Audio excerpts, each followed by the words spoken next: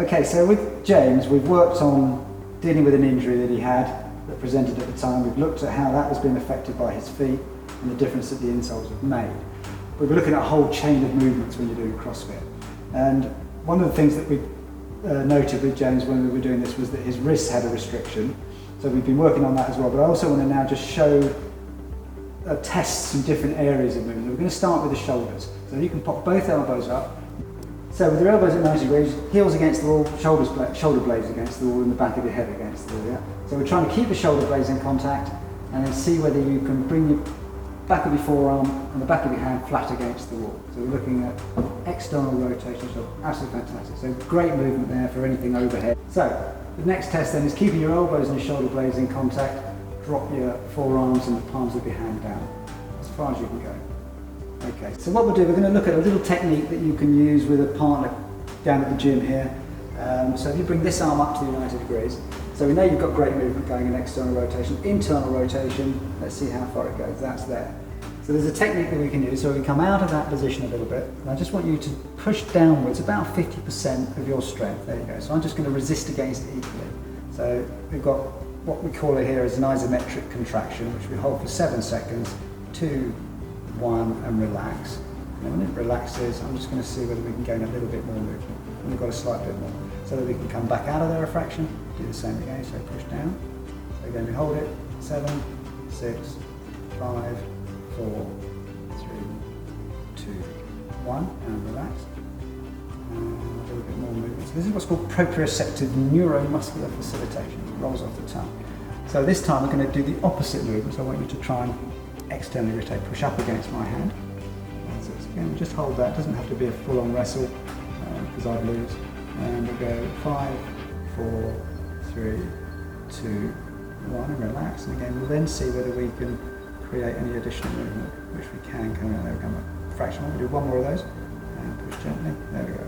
7, 6, 5, 4, 3, 2, 1, and relax. So I'm keeping my hand under here just to make sure your elbow doesn't really drop.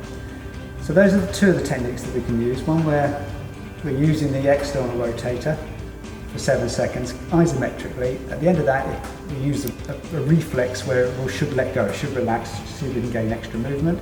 And then we'll try actually work with the internal rotators for those 7 seconds and see whether when they relax we can create more movement.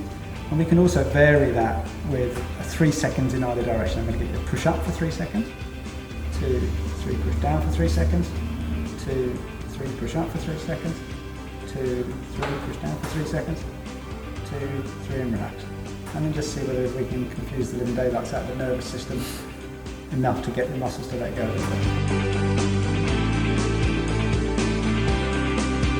Okay, so we know you're a good mover on the CrossFit floor doing your overhead weights. What we're going to do is do a couple of tests on your hamstrings and on your deep calf muscles called the soleus.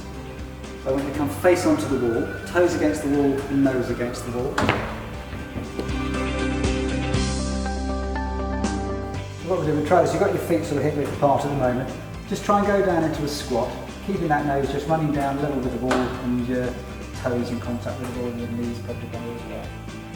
Just see how far you can go into balance. So James is going to be doing a squat or a snatch. He'd have a wider foot stance, wider leg stance. So let's just see where he's at with that range of movement there. Can you get right the way down into the position he needs to be when he gets that bar up over his head? Do a freestanding squat. Just drop down as far as you can go so you can get your bum sitting down on your heels.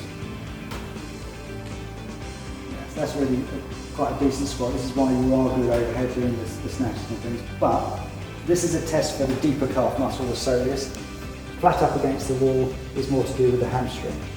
So what we're seeing so far is that you've got good soleus range of movement, really good.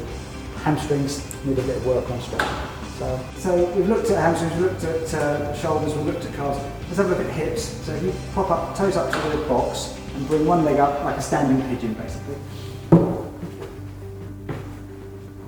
Good.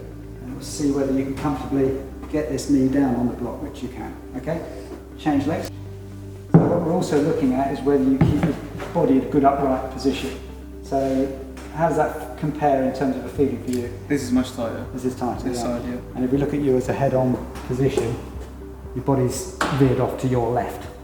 What we would do would be start here and push down, again for that same 7 seconds,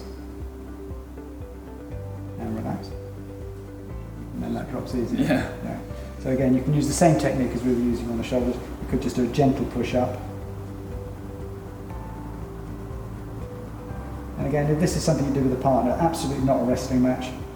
Just looking for maybe 50% of your effort and relax for 7 seconds and then just see whether it drops down. And that's kind of comfortable right down on the board now. Good.